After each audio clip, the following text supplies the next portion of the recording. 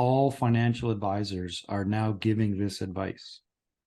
Like, Oh, where so does you're that not come giving from? your advice, eh? Or you're not a financial Everyone, advisor. everyone who's anyone Yeah. is giving the advice of buy term and invest the difference. Yeah. No other financial advisor or person of any financial knowledge is giving any other advice. Yeah.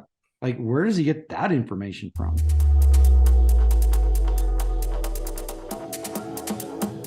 Hey everyone, and welcome back to the Infineo channel. Today we are diving into something that just boils my blood. Absolutely.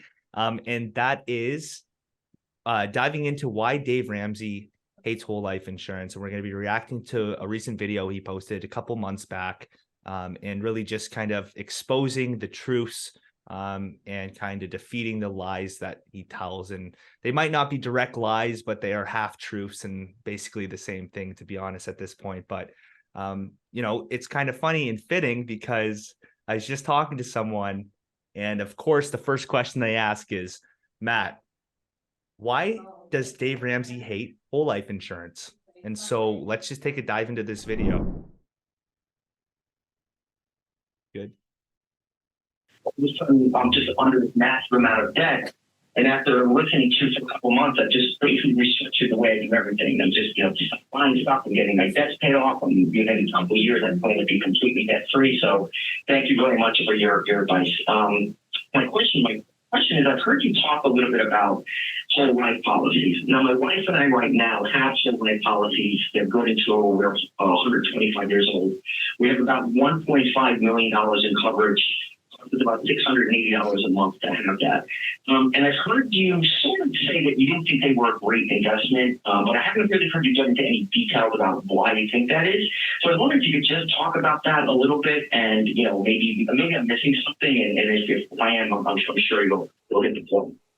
Sure. Well, the overarching main companies that sell whole life, the numbers break down about like this. Per $100 that you pay in premium, you can buy the same amount of term life insurance, 15-year level term, 20-year level term, for about $5. Got it. It's roughly 20x. Okay. And for the insurance, obviously, whole life, though, has another component to it that term does not have. You're obviously aware of that. You spend a lot of money on this. And that other component is a cash value buildup. Now, the cash value buildup is the other $95 out of $100 approximately. Could be $91, could be whatever, but it's somewhere in that range. Nationally, across the top 10 whole life insurance companies, it is $95. Okay, so $95 going into cash value, $5 purchases the same amount of insurance, life insurance. Now, so then the gripe that those of us have that hate whole life insurance, and it's not a mild dislike, I hate it, is that what happens to that $95? And in cash value, what you will do, and you're well past this, but if you went back and looked at your policy pages, your cash value buildup for the first 3 years, your savings buildup is zero. 100% of the $95 goes to fees. It's front loaded as an investment, which in and of itself is not necessarily evil. It's just frowned upon in the financial planning world by and large. Thoughts so far on any comments, guys? So, yeah, I mean, I think the first place to start is what it says there, why whole life is not a good investment. Whole life is not intended to be an investment.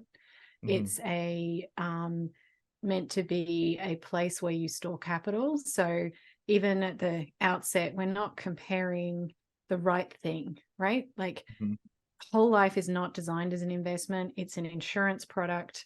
It's not designed to produce investment returns. What we're comparing is, where are you storing your capital and where are you getting the most benefit? And I don't know if you guys noticed, like when he was describing the product and how much he was paying, the guy on the left, I don't know his name, not Dave. He was like, he's in shock. But we don't, yeah, if you're paying into it and you're not utilizing the policy, I understand. And you just think it's life insurance, but we're converting our cash into capital here. And we're thinking about it wrong if we're thinking about I'm paying all the time, every single month or every single year to get life insurance, but it's not supposed to be looked at it like that, like Liz said. And I think as well, you know, it's like saying you might pay less in rent than you pay in a mortgage. Well, of course you might, but what, you know, you're going to get a different result. It's not like you're getting a different kind of option as well. Like with rent, you're paying the rent and you're getting the use of that, just like term insurance. You're getting to rent your, you know, potential death benefit should something happen earlier, but then it runs out. But with, you know, with a property, you're obviously different things are going on if you have a mortgage. I think also, I mean, the problem with what he's saying primarily is he's not comparing apples to apples. So to say that whole life is expensive and term is cheap, well, okay, that's easy to say, but what are you getting for your dollar? Right? You're like Liz said, you know, comparing renting insurance versus owning insurance. Compare that to a house. Yeah, you can rent a house, and what do you have at the end of the day? You can own a house and you have built up equity and you can use that equity. The other thing is comparing term insurance for 15 to 20 years to whole life makes zero sense, because the term ends. What happens when the term ends in 15 or 20 years? This is what he doesn't talk about. He doesn't talk about how much that is going to go up in price. So do you renew that term and pay that 100% more, hundreds of percent more in premium to maintain the same value? The value doesn't go up, just the cost goes up. Or you cancel it. So then you've paid for 15 or 20 years and you cancel it, and at the end of the day, you have nothing. So are you better off in the end? Like, what is the value? Once you do start building it nationally, and again, I don't know your policy, but it's not going to be substantially different. The average rate of return on the $95, if you look at your actual cash value buildup, including the 3 years of zeros on the front end, it ends up being an average of about 1.2%. And let's be generous and say it's double that, 2.4%. Still not a good long-term investment. If I could get 2.4 on my money market, I'd be dancing a jig, but not on my long-term investments. My long-term investments need to be north of 10% to be beating inflation and taxes. And so it's a horrible rate of return on a long-term investment. And those two things are bad, but the stake in the heart of whole life, and the reason the entire financial planning community that are not in the whole life insurance business have abandoned whole life. No one sells this but whole life insurance agents. No one sells it anymore. No traditional financial planner, no SmartVestor Pro, no one in the financial world sells it. The only people that sell it are whole life agents. They've gone away from it. And this is the reason. Once you've paid the extra $95 to build up, and on your $680 premium, you said you had a $1 million policy? I got $1 million. My wife has $500,000, and that's our combined premium. Okay, so 1.5 million. If you die, your wife, the beneficiary, I assume, would get $1 million. That's your face. My daughter, it doesn't matter. Okay, but yeah, whoever the beneficiaries is going to get the $1 million. Right. That's what they're going to get. That's all. Right. If you have a cash value of $200,000 at 2.4%, that you put $95 per 100 in to get to 200,000 or to get to 100,000, none of that. So you have a savings account that for the first 3 years you put in there gives you nothing. After that, it pays 2.4%, and when you die, they keep your money. Any concerning arguments you have towards that? That boils my blood, but let's talk about it. So Liz, I know that you have something to say to it. Well, George can go first this time. Okay, George, all you. Well, again, he's comparing it to an investment, so it's not an investment, right? So what is the definition of an investment? An investment is the risk of loss. With whole life, it is a guaranteed contractual growth, and the growth is much better than 2.4%. So where he's getting his facts from, I don't know. the whole life has to be properly structured. So you need the right company, the right product for the right client. So that's the first thing. And you're always going to get better than 2.4%. I hate to break it to Dave, but I don't know where he's getting those numbers from. So it's savings versus investing. So that's one key thing. Investing has risk, savings has protection of capital and guaranteed growth. Mm-hmm. So he said he would be happy to get 2.4% on his money market fund. Well, this is his replacement of the money market fund.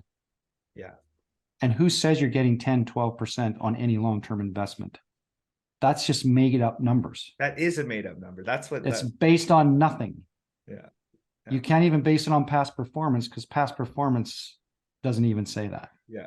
Liz, I know you want to touch on something, and that is, I'm guessing you don't get your money back from your cash value when you pass away, right? Yeah. So I'll comment on that. And just before I do, I'm also going to say, like, he also talks about it like it's an either or, like that what we teach people is that this is an and, right? So if you really want to go and put your money into whatever Dave Ramsey's suggesting, even if you are getting 10%, you can just flow it through the policy first. Like you're not having to make that choice. So why wouldn't you get more rather than less, and have all the guarantees that we spoke about? But it's always funny to me when people like Dave Ramsey and things talk about, that they're holding on to your money. It's kind of like if I'm going to use the example of a house again. So you pay down your mortgage over 20 years and now you've got the title to your house, your mortgage is free and clear. Does the bank ever say, okay, but we're going to give you all the cash that you paid for the mortgage back as well? Well, no, of course not. That would be ludicrous, right? So the buildup of the cash value or the available cash value is just a lien against the death benefit. So what the insurance company lets you borrow against, just like you can go and borrow against the equity of your home if you have enough equity in there. And then if you sold your house, you'd get the full amount of whatever the sale price was. If you pass away, you get the full amount of whatever the death benefit is. There's no loss here. There's no trickery. It's just very simply understanding exactly how the product works. Yeah. And that's why it's not an investment. And that's like base value right there. You're comparing the wrong thing, Dave. He knows this too. Yeah. The other thing too is, so you get the death benefit, 100% tax free, by the way. Yeah. 100% tax free. Think about that. So what does your investment have to do to have $1 million after tax? How much growth and input do you need to create a long-term investment that gives you $1 million net of tax, net of fees, net of everything? He also talked about fees. Well, there are no fees. You pay a premium for whole life insurance that gives you a number of benefits. It creates value. You're building equity. You're purchasing an asset that grows guaranteed.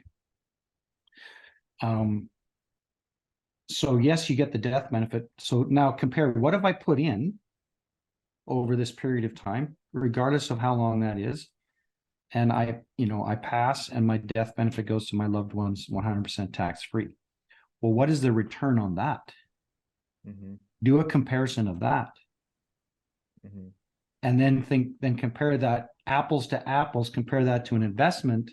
And what are you going to give your loved ones at the end of the day, after tax, after fees? And what is it going to cost you along the way? Mm-hmm.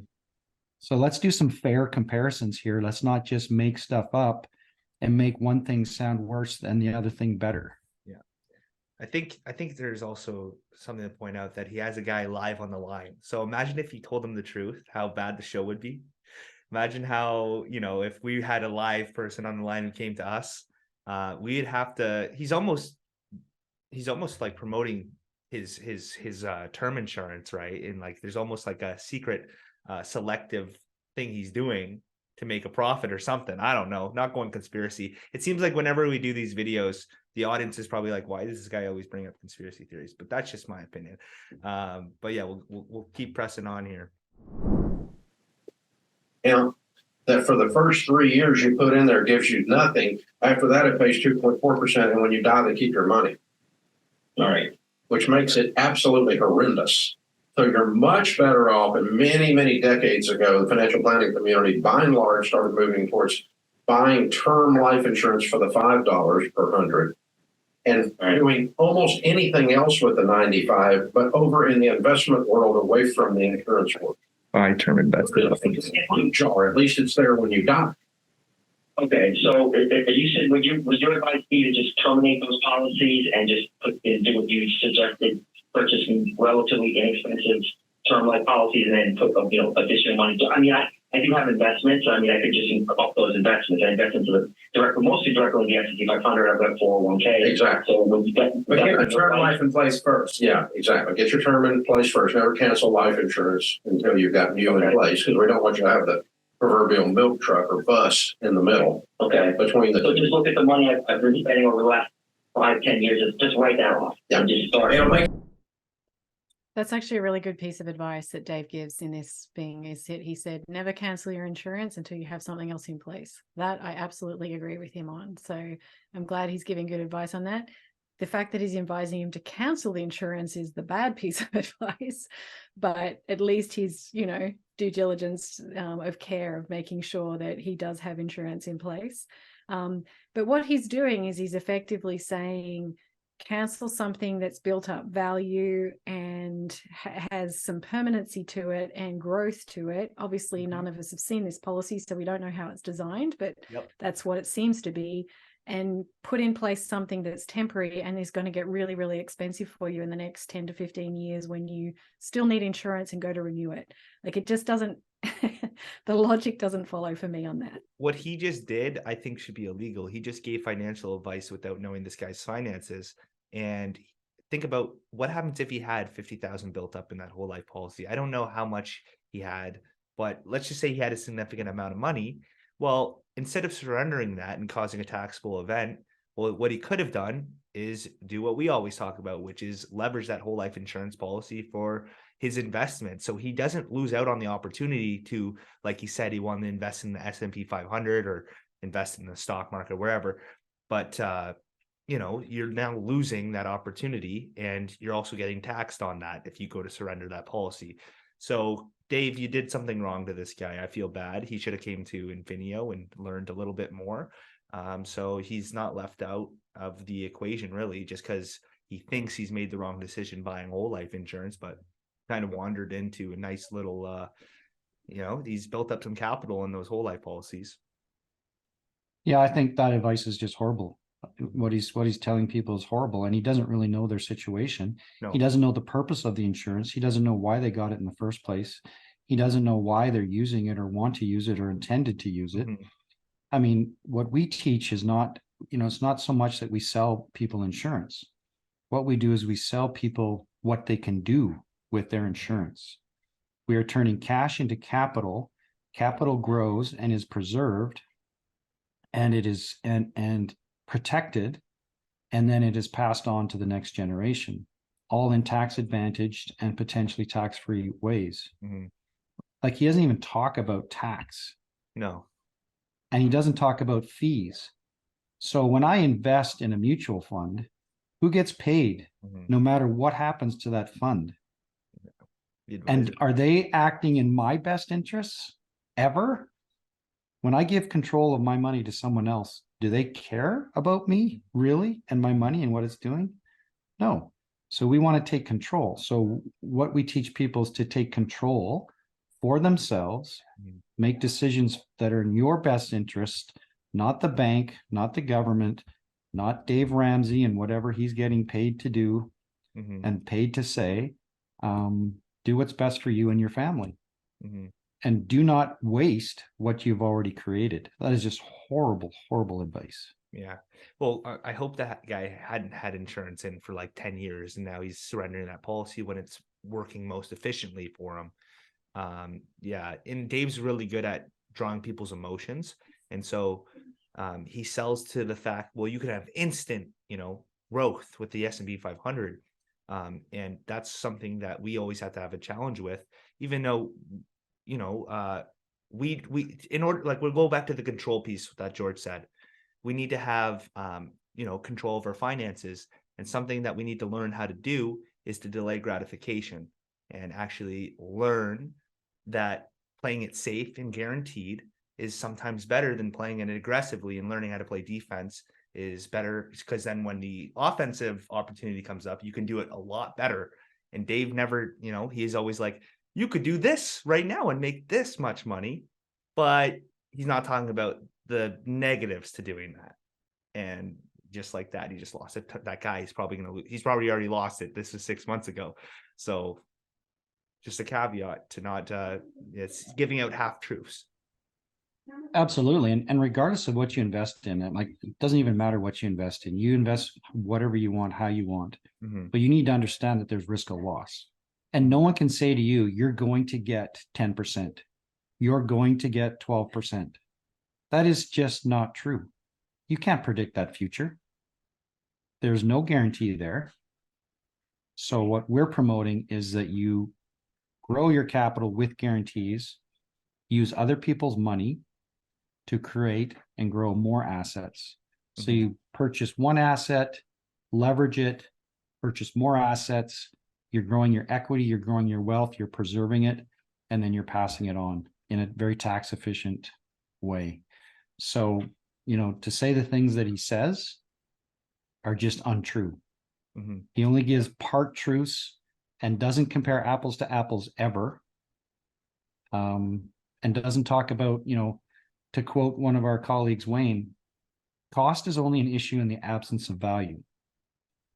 So what are you getting for your dollar? This is what you need to understand. I'm going to put in $1. What am I getting for that dollar? And what can I do with that dollar? And is that dollar at risk?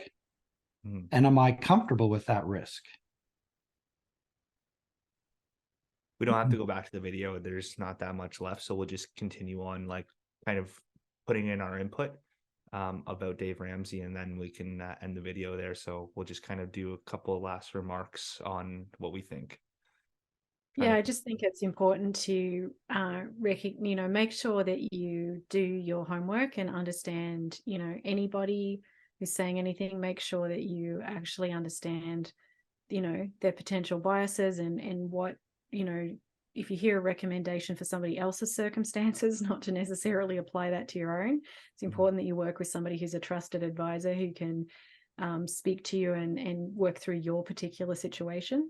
Rather than somebody that you ring up and ask advice to who knows about your situation for sort of 2 minutes. And then I'd also say that, understand that the way that people create wealth is not by, sort of siloing their money necessarily, right? So the buy term and then go and invest in a mutual fund, there's dollars going into term and that's the only task those dollars are doing. There's dollars going to mutual fund. That's the only task those dollars are doing. So what are you going to get a result out of each? Whatever that is, you're going to get the term insurance and you're going to get the mutual fund. But what if you could do it differently, such that you got that level of protection, you had some guarantees, and you were able to leverage somebody else's money so you could still put your money into insurance, get the protection, and then have the ability to go and leverage it into whatever else you decide to use it for, so that one amount in is producing more options for you in terms of what you can potentially do with it. And it needs to fit with where you're at, and it needs to be well designed and well structured for your situation as well. And I think a lot of people need that, almost a handhold in the beginning of understanding this, because there is things to unlearn. There is things that we've been taught. And I think Dave Ramsey's a great, he's not everything he says is bad. And like, honestly, for the middle class, it's very good for getting out of debt. But when we're leveraging OPM and other people's money, we need to understand good debt and why it's important for us to use other people's money while our money sits uninterrupted, compounding and actually working for us rather than almost against us when we just keep it in the traditional savings account. And I was going to just add, we all need a place to live. So whether you're renting or you actually own a home, you need a place to live. Just like your money, you need a place to save your wealth. So if there's a better way, there's a way where you actually get to keep that wealth compounding and growing and building equity, while you still get all the advantages of renting and being mobile, not losing opportunity. Why wouldn't you do that? And that's really the question. So Dave Ramsey doesn't address he doesn't compare it at all. He says this is why it's bad, and doesn't talk about this is why term's bad. And you can't make a decision with a one-sided opinion. And that's why we're here. And we like to compare both, because we honestly, I think all three of us know that, yeah, it could be great for you, but it's not going to be for everyone, like Liz was saying. And it really depends on your needs to make that decision. And so when you approach Dave Ramsey over a 2-minute call, and he makes a decision for you to cancel a policy that could be extremely valuable for your financial situation, and gives you a decision he made in 2 minutes based off 10 years of growth, that should be concerning to the people watching this video. So that should absolutely be concerning, and it is concerning. Everything has its purpose, right? And everything has pros and cons. Term insurance has a purpose, but what you need to understand is what that purpose is, and all the facts around it, the good and the bad, and then make a decision. Same with whole life. All the good, all the bad, make an informed decision. And if I go back to what Liz talked about is changing the process. So if you want to invest in something and get 10%, that's great. But if you first put it through your own personal financial system, leverage it, and then go invest in that same investment that gets you 10%, well, you're not only going to get the 10%, but now you're also going to get the growth on your cash that is uninterrupted, which typically is 4 to 5% internal rate of return in the long term, after tax, after fees, because there is no tax and there are no fees.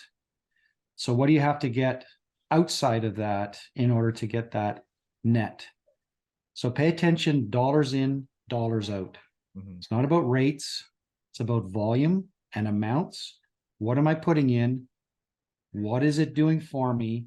And what am I going to get out? Those are the things we have to pay attention to, in my opinion. And if I could drop the mic, I would, but it's on a stand. Anything else, guys? And then we could wrap it up. No. All right, everyone. So that's going to be the Infineo team's reaction to Dave Ramsey. As you can tell, we covered a lot in this video. If you guys have any questions, we're going to have the Calendly links in our calendars in the description. So then you could just check it out. If you have any questions, feel free to ask in the comments and we'll get back to you. And we look forward to seeing you in the next video. Just before you sign off there, one thing, just to add, one thing that kills me that he said, all financial advisors are now giving this advice. Like, where does that come from? You're not giving your advice, eh? Or you're not a financial advisor. Everyone who's anyone is giving the advice of buy term and invest the difference. Yeah. No other financial advisor or person of any financial knowledge is giving any other advice. Yeah. Like, where does he get that information from? Yeah. Like, it's insanity, the generalities that he makes, and then people just listen to what he has to say. It's crazy. Yeah. So we can add that or not add that, doesn't matter. I just want to put in that extra 2 cents. We'll add it. Drives me crazy when people generalize and think that they have their opinion is the only one that matters. Well, Dave's opinion is the only one that matters, George. Not. Yeah.